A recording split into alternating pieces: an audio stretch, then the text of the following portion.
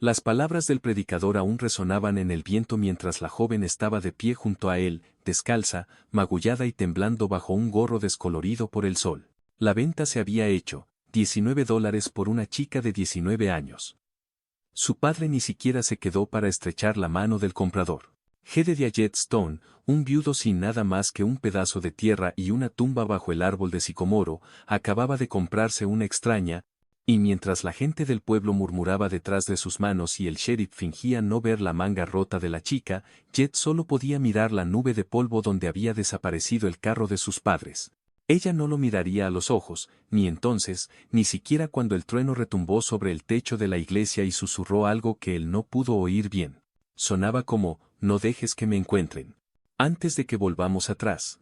Preséntate y házmelo saber de dónde estás mirando y asegúrate de suscribirte para que no te pierdas cómo se desarrolla esta historia porque lo que comenzó como la elección de un hombre desesperado se convirtió en una lucha por la vida de una chica y un pasado que ninguno de los dos vio venir. Decían que la chica estaba maldita, no en voz alta por supuesto, no frente a su rostro, pero en Havenwood nada permanecía en silencio por mucho tiempo, excepto ella. El pueblo en sí era un cansado tramo de cercas rotas y pintura descarapelada, el tipo de lugar donde los carros gemían más fuerte que la gente y todos sabían quién barría el porche de quién faltaba al servicio dominical y quién no pertenecía. Ella había llegado hacía 3 veranos, cabalgando en la parte trasera del carro de un vendedor ambulante junto a un cajón de madera y una cabra. Su madre no dijo mucho, su padre dijo demasiado. La gente recordaba eso. Decían que nunca miró hacia arriba ni una sola vez, ni siquiera cuando el vendedor se detuvo a dar de beber a la mula. Ahora, a los 19, vagaba por el pueblo como una sombra, una limpia, tranquila, siempre cubierta. El polvo se aferraba a sus faldas como lo hacía al resto de ellos, pero había algo diferente en su paso, solo lo suficiente de una cojera para disminuir su andar, no lo suficiente para justificar preguntar, no que alguien se hubiera atrevido. Había historias, por supuesto, crecían por aburrimiento como malas hierbas en suelo seco.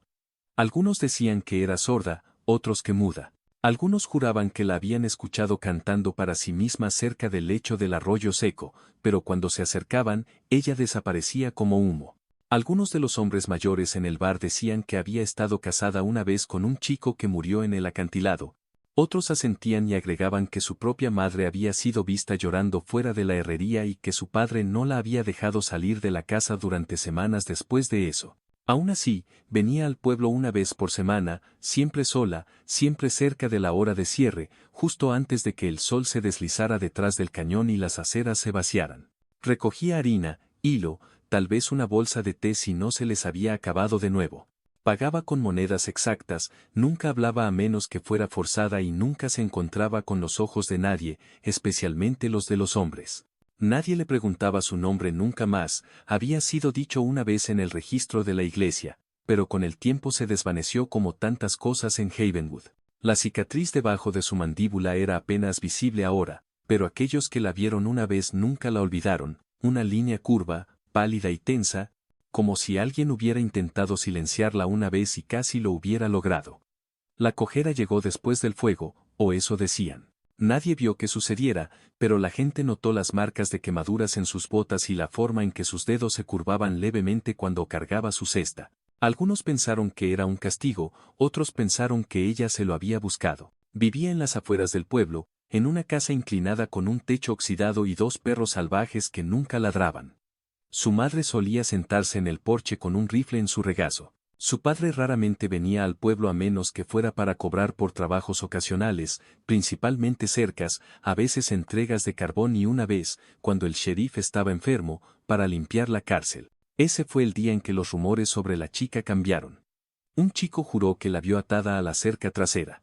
Dijo que parecía muerta. Otra chica, medio borracha y medio mintiendo, dijo que la escuchó gritar, pero cuando enviaron al reverendo para que revisara, todo lo que encontró fue un columpio vacío y un balde de agua volcado en el polvo. Nada más salió de eso, nada nunca lo hizo. La chica dejó de venir al pueblo durante casi un mes después de eso, luego un día, como siempre, allí estaba, caminando lento, con la cabeza baja, llevando una lista doblada en su mano. Nadie se atrevió a detenerla, ni siquiera los curiosos, no hasta el día en que su padre clavó un letrero en el poste del telégrafo.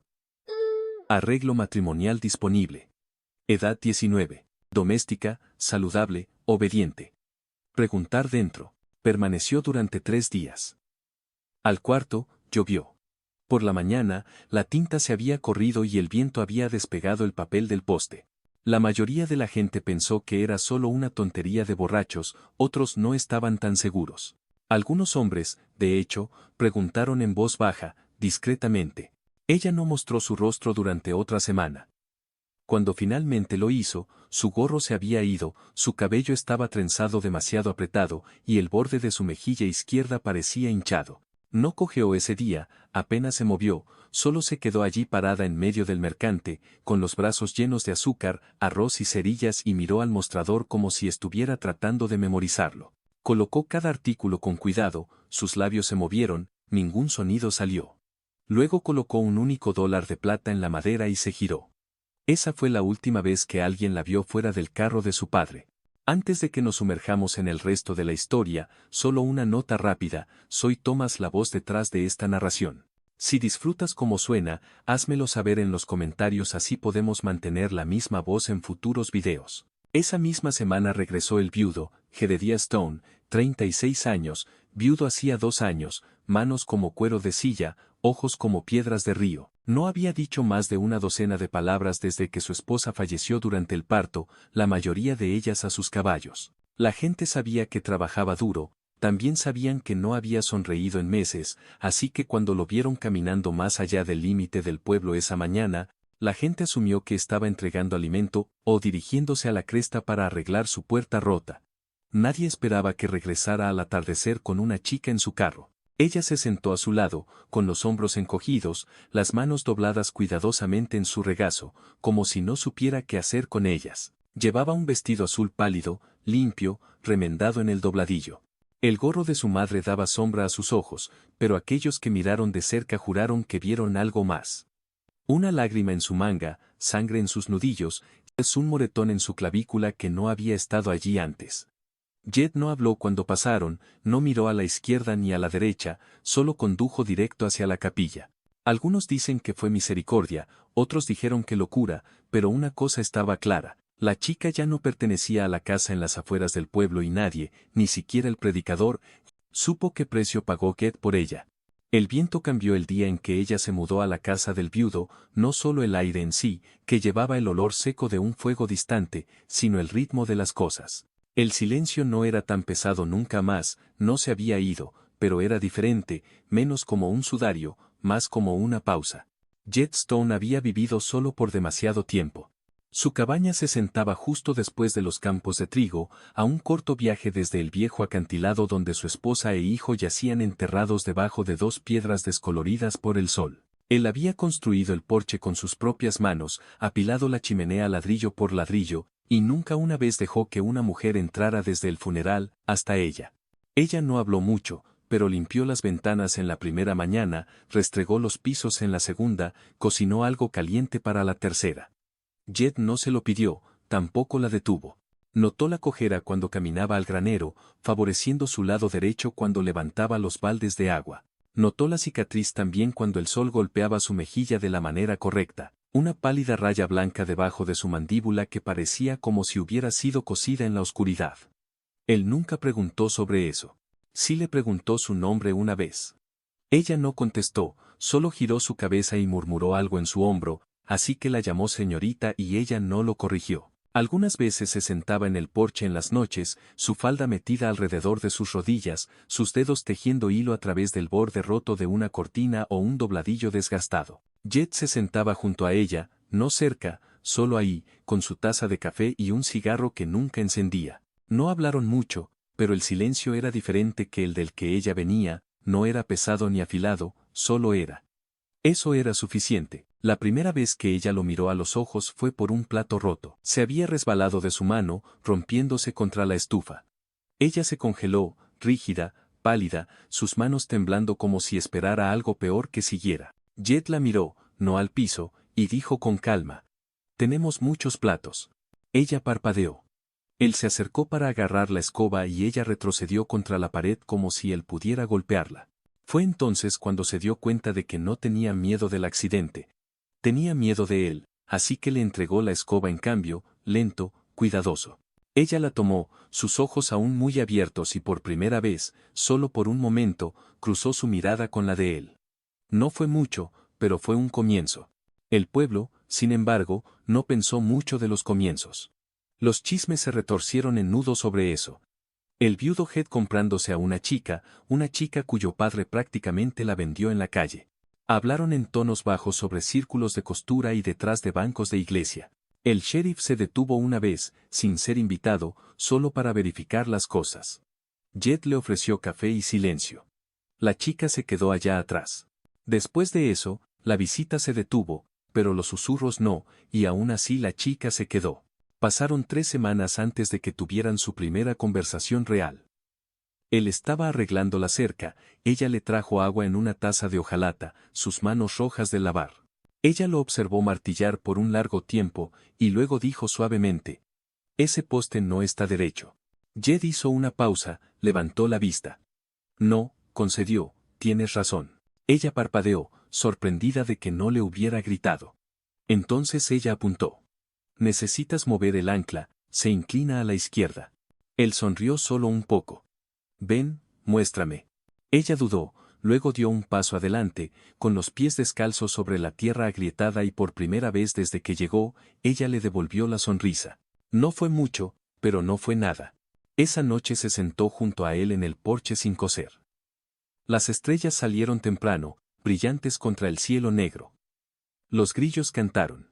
Los perros yacían acurrucados debajo de los escalones respirando lento y parejo, y en el silencio, ella susurró: «Mi nombre es Elisa».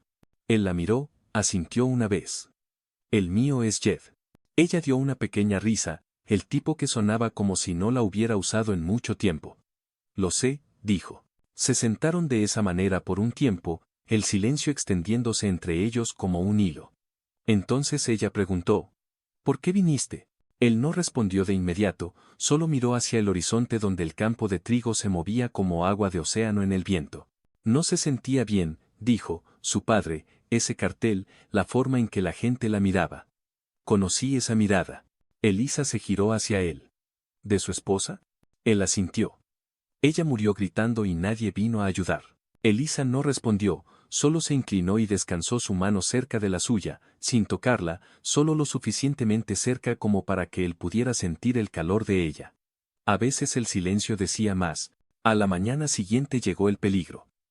Llegó en la forma de un hombre llamado Bo Kincaid, un vagabundo con un mal ojo y peores intenciones. Había cabalgado hasta el pueblo en un caballo negro, borracho y ruidoso, preguntando por una chica con una cicatriz y un padre que le debía dinero. Dijo que ella le pertenecía ahora. El sheriff le dijo que se moviera, pero Kincaid solo sonrió y dijo que esperaría. Esperó 2 días, acampado cerca del río, fumando y afilando un cuchillo junto a una fogata. Elisa se enteró por el hijo del tendero, quien corrió todo el camino hasta la propiedad de Head después de la escuela. Ella no lloró, no habló, solo se quedó parada en el porche esa noche mirando hacia el camino como si pudiera levantarse y tragarla entera. Jed salió y le entregó un rifle por si acaso, dijo. Ella lo tomó con manos temblorosas, pero lo tomó. Los días pasaron más lento después de eso. Jed trabajó con un ojo en el horizonte. Elisa se quedó cerca de la casa, los perros más alertas. El aire más pesado. Kincaid no se fue, pero tampoco vino, solo esperó. Entonces, una noche, mientras el viento aumentaba y la linterna se balanceaba en sus ganchos, Elisa finalmente rompió el silencio. No era solo un amigo de mi padre, dijo, parada en la puerta, era a quien me prometieron. Jed no se movió. Dijeron que había dado demasiados problemas, que era demasiado salvaje, que él me enseñaría cómo comportarme. Jed apretó la mandíbula. ¿Lo hizo? Ella negó con la cabeza. Casi. Miró hacia la oscuridad. Quemé su mano con el hervidor. Mi padre me golpeó por eso, pero mi madre, ella me ayudó a esconderme, ella me hizo correr. Jed dio un paso más cerca. No vas a regresar. Elisa se giró hacia él, sus ojos vidriosos. No quiero huir más. No lo harás. Y en ese momento, con el viento aullando y las tablas crujiendo debajo de sus pies, algo cambió entre ellos, algo real, tranquilo y sólido, no amor, no aún, pero algo parecido a eso, Algo que valía la pena proteger. Le advirtieron que vendría. Bo Kincaid no era un hombre para esperar mucho sin hacer que alguien sangrara, y después de una semana de estar escondido en su tienda fuera del pueblo, finalmente hizo su jugada. Solo que no fue ruidosa ni violenta ni siquiera directa. Fue legal. Apareció con un papel, un contrato crudo escrito a mano, atestiguado por nadie de confianza, pero sellado con el nombre de su padre. Transferencia de tutela. La chica fue prometida, yo tengo derecho, dijo sonriendo debajo de su sombrero torcido. Se lo metió debajo de las narices al sheriff, parado en medio del pueblo con la arrogancia de un vendedor de aceite de serpiente y un cinturón lleno de balas pulidas. Ni siquiera miró a Elisa, que estaba acurrucada detrás de un barril de lluvia, su respiración atrapada como un cuchillo en su pecho. No necesitaba leer el papel, reconoció la escritura. Su padre la había entregado de nuevo. El sheriff no quería problemas. Dijo que no era vinculante, que Heath se había casado con ella justa y calladamente, que el predicador había firmado el libro él mismo. Pero Kincaid no se fue. La siguió a casa al día siguiente, gritando desde el camino. Dejó una soga colgando del poste de la cerca esa noche, atada suelta y balanceándose en el viento. Elisa no durmió, y por la mañana se había ido. No dejó una nota, solo su delantal en el gancho de la cocina y un tarro roto de conservas en los escalones traseros, vidrio esparcido como dientes en la tierra.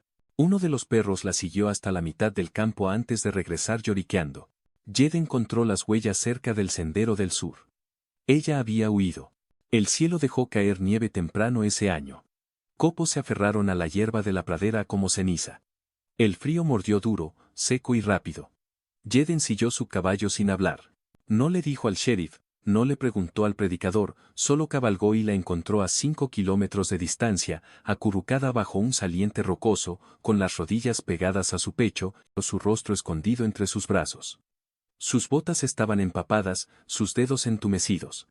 La delgada chal que rodeaba sus hombros colgaba flácida e inútil. Ella no levantó la vista cuando él se acercó, no se movió cuando él desmontó. Él se arrodilló junto a ella en la nieve, el viento gimiendo bajo a través del cañón. No estoy aquí para traerte de vuelta, dijo suavemente. Aún así, ella no se movió. Él no la tocó, no hizo preguntas, solo se sentó a su lado, su abrigo tirado alrededor de ambos, su cuerpo bloqueando lo peor del viento. Se sentaron así hasta que su temblor disminuyó, hasta que ella susurró.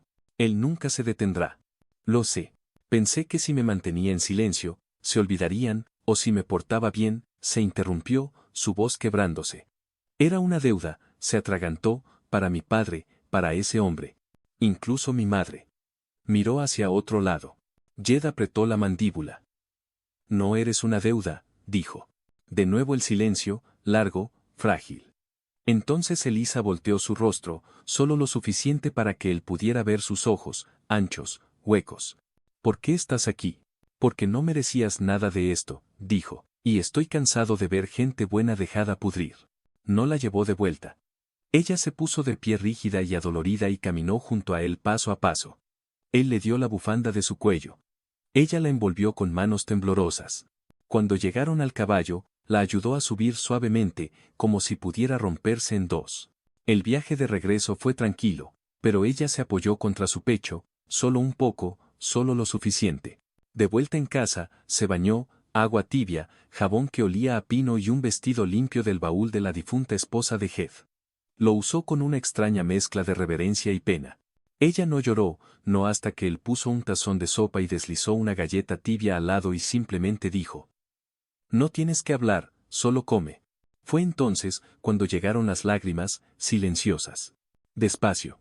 Él no se movió, solo se sentó con ella, con las manos dobladas, dejándola ser, dejándola desmoronarse sin alejarse.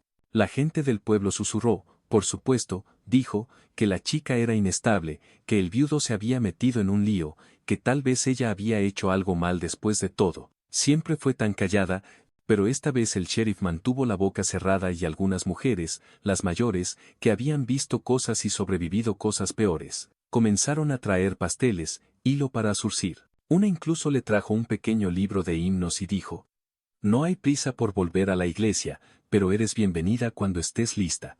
Elisa asintió, con los ojos bajos, pero se quedó con el libro. Por primera vez se quedó afuera después del anochecer, no sola, junto a Jed en el porche, con sus rodillas metidas debajo de ella y un chal envuelto apretado. Ella no cosió, solo se sentó en silencio respirando. Él tallaba algo en su regazo, una pequeña talla de un gorrión, simple y sin terminar. Ella observó sus manos, la forma en que sus dedos trabajaban la cuchilla, firme, suave, precisa. «¿No haces preguntas?», dijo. «No». «¿Por qué no? Supuse que me lo dirías cuando estuvieras lista». Ella asintió, miró hacia abajo, solía gritar en mis sueños. «Lo sé. No lo he hecho últimamente». Su voz vaciló, «¿Significa eso que estoy mejor?». Él la miró por un largo momento. «No», dijo, «significa que estás a salvo». Y eso más que nada la hizo llorar de nuevo. Fue una lenta recuperación. Elisa no sonreía a menudo, pero a veces cuando el sol golpeaba el campo de la manera correcta o el viento traía el olor del pan a través de la ventana abierta, cerraba sus ojos y parecía casi pacífica. Comenzó a leer en voz alta suavemente, principalmente a los perros, pero Jed escuchaba desde la habitación de al lado. Su voz tenía grietas, pero había música debajo del miedo y una mañana sin avisar, ella puso su mano en su hombro mientras él servía café, no por miedo, sino por elección. Bo no desapareció, pero algo cambió después de que Elisa huyó. Volvió al pueblo una vez, con la cara roja y gritando, dijo que presentaría cargos, que había sido robado, que ella le pertenecía. El sheriff lo encontró en el límite del pueblo con una escopeta y 3 testigos que habían visto el contrato falso. «¿Quieres pelear, Kincaid?», dijo el sheriff. «Tendrás una, pero no aquí y no con ella».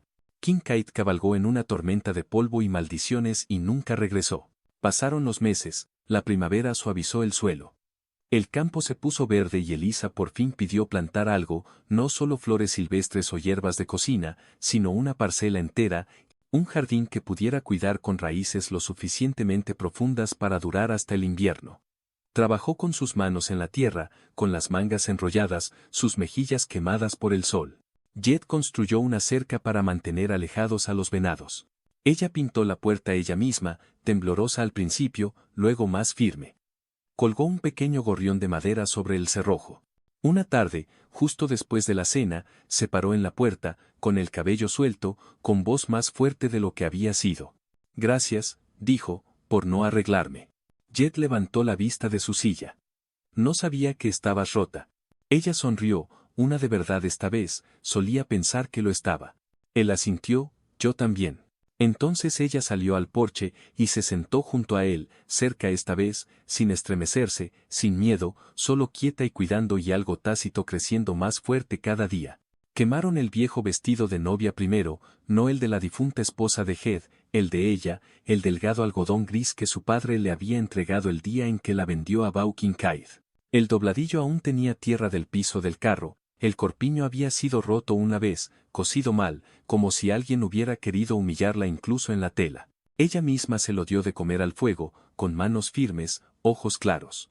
Jed se paró junto a ella sin decir nada, observando las llamas devorar lo que quedaba de esa vida. Crepitó en el hogar como huesos frágiles, luego se fue. Esa primavera comenzaron a construir, no solo el jardín, aunque floreció salvaje, colorido e indómito, sino algo más grande, una vida, un propósito, un rancho de caballos. Comenzó con una yegua que Jed había querido vender. Elisa insistió en que la guardaran. Ella cojea, había dicho. «Yo también», respondió ella, y eso fue todo.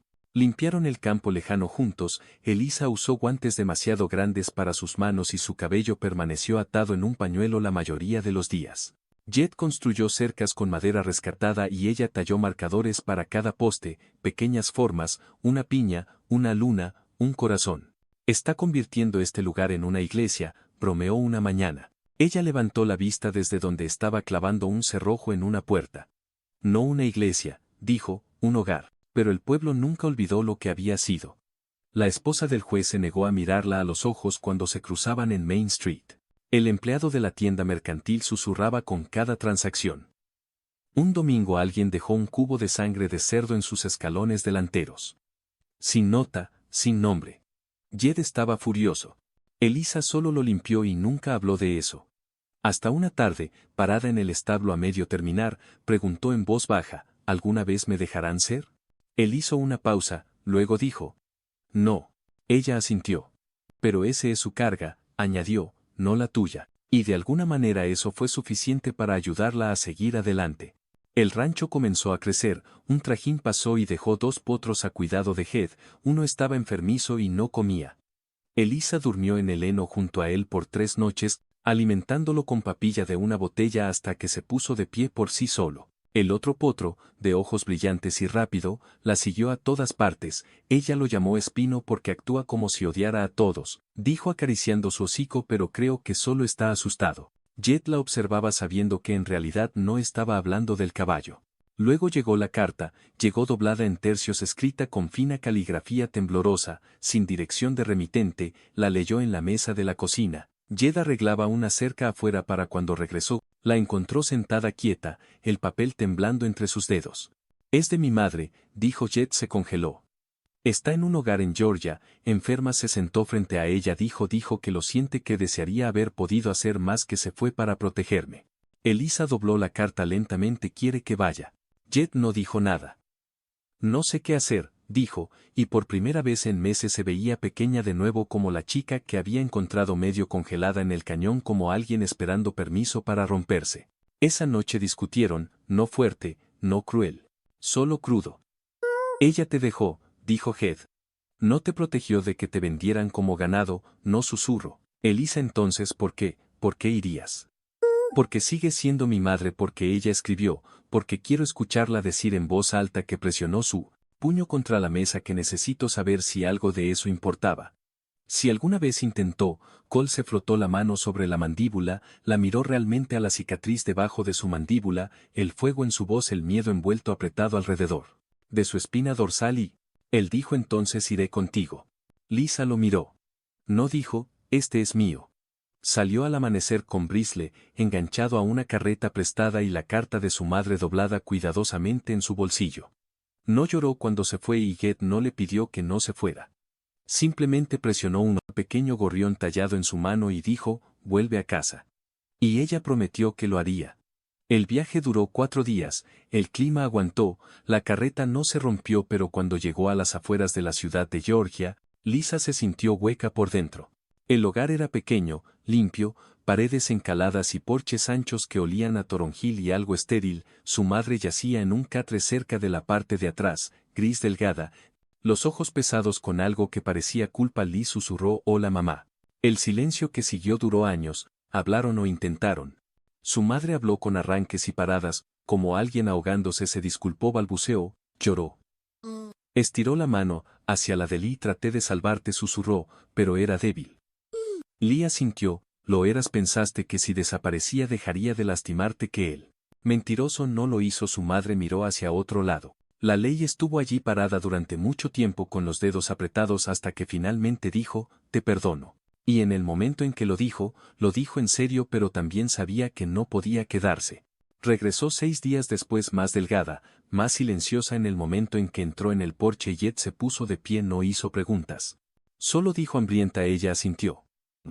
Le tendió una galleta y un tazón de estofado, y ella lloró en la primera cucharada. No volvieron a hablar de Georgia, no porque doliera, sino porque no necesitaba nada más. Conservó la carta, pero nunca la releyó. Quemó la vieja bufanda de su madre en el mismo fuego donde había quemado el vestido. Luego se volvió hacia Heath y dijo: quiero construir algo permanente. Ese verano reconstruyeron la cabaña juntos, ampliaron las paredes, reforzaron el techo. Ella eligió la pintura para las persianas suave amarillo.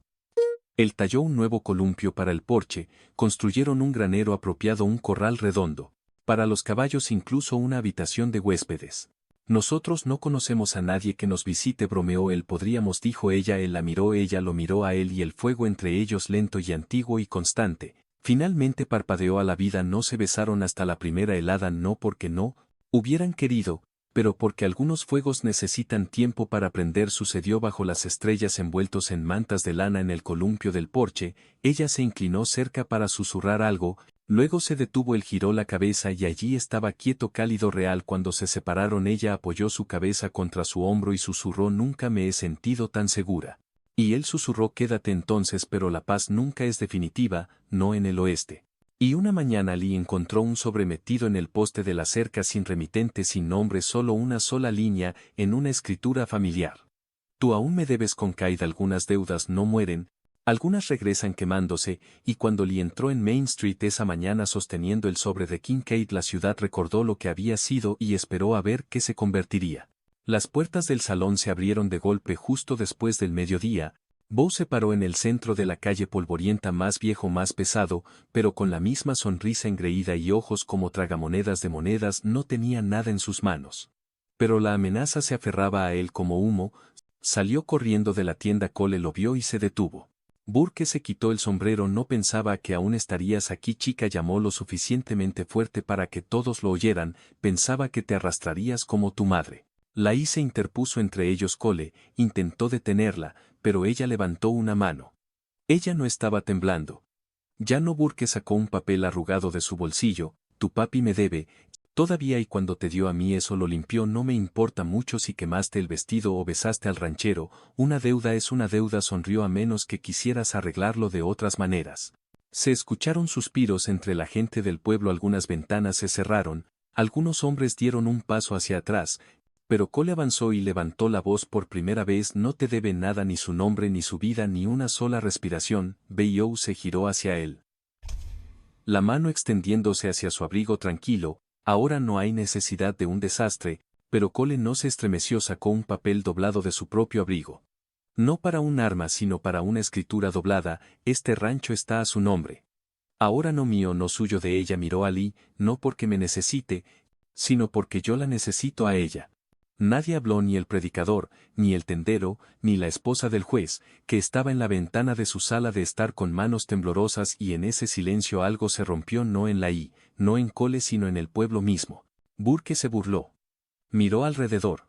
No vio a nadie respaldándolo, y escupió. Entonces se dio la vuelta y se fue. Esa noche nevó por primera vez en semanas y estuvo afuera del granero mirando los copos, a sentarse en la crin de Bristol. Cole se unió a ella, con los brazos cruzados en silencio. ¿Tú dijiste en serio lo que dijiste? Ella preguntó. Él asintió. Me quedaré a tu lado, dijo, en la ciudad o en el exilio, donde sea que vayas.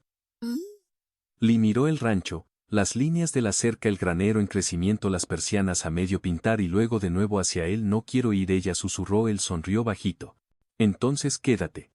Se casaron bajo las estrellas, sin sacerdote, sin multitud, solo ellos. Un anillo tallado de madera de abedul y voto susurrado sobre la luz del fuego. Ella usó un vestido que se había cosido a sí misma, lino áspero, suave y sencillo. Su cabello estaba suelto, su sonrisa estable, y cuando él dijo yo acepto, la miró como si ella hubiera colgado la luna. No necesitaban testigos, la tierra recordaba el pueblo suavizado después de eso. La gente comenzó a asentir cuando pasaban. El herrero dejó terrones de azúcar para Brisley, incluso la esposa del juez envió un tarro de duraznos en escabeche. Nadie se disculpó, pero ya no miraron hacia otro lado, y eso fue suficiente. Pasaron los años, el huerto se volvió salvaje, el rancho se duplicó. Los potros nacieron bajo el trueno y la luz de la luna. Lee tallaba juguetes de madera y los guardaba en una caja hasta el día en que no los necesitó. Llamaron a su hija Marvel como la madre de Cole, quien había muerto demasiado joven para ver en qué se convertiría su hijo. Tenía los ojos de Liz y su terquedad, y la primera vez que caminó descalza hacia el campo, Brindle la siguió como un guardaespaldas. La Cry que noche, no de miedo sino de asombro. El rancho se convirtió en un lugar donde la gente se detenía a propósito. Los viajeros pedían agua, y se quedaban a cenar. Una viuda con 3 hijos venía a bordo. Un joven fugitivo encontró trabajo y descanso, y se quedó por años. Y cada vez que alguien preguntaba cómo había empezado todo, Lee simplemente sonreía y decía: con una chica rota y un hombre silencioso, y un invierno duro que no mató a ninguno de los dos.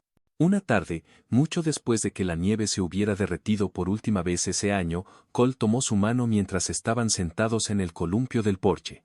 Bristol pastaba a la distancia, Marabel perseguía saltamontes. El cielo ardía de un suave color naranja.